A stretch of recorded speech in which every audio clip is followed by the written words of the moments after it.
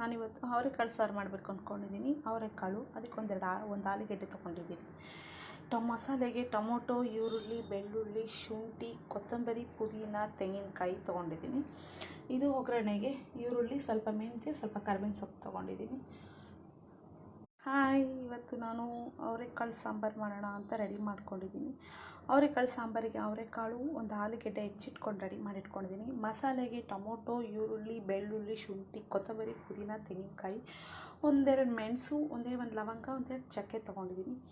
ಒಗ್ಗರಣೆಗೆ ಈರುಳ್ಳಿ, ಕರಿಬೇವಿನ ಸೊಪ್ಪು, ಸ್ವಲ್ಪ ಮೆಂತ್ಯ ಸೊಪ್ಪು ತೊಗೊಂಡಿದ್ದೀನಿ. ಈಗ ಒಂದು ಕುಕ್ಕರಿಗೆ ಸ್ವಲ್ಪ ಕಾಯಕ್ಕಿಟ್ಟು ಎಣ್ಣೆ ಹಾಕ್ಕೊಂಡಿದ್ದೀನಿ.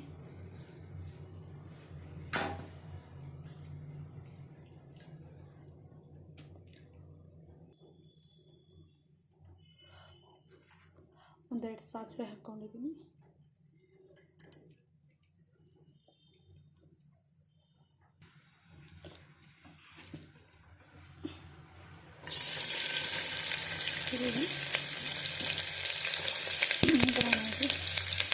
ಕರಿಬೇವಿನ ಸೊಪ್ಪು, ಸ್ವಲ್ಪ ಮೆಂತ್ಯ ಸೊಪ್ಪು,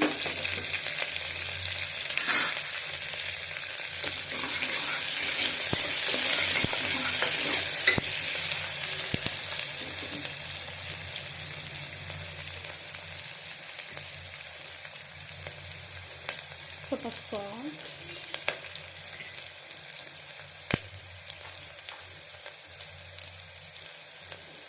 ಸ್ವಲ್ಪ ಅರಿಶಿನ,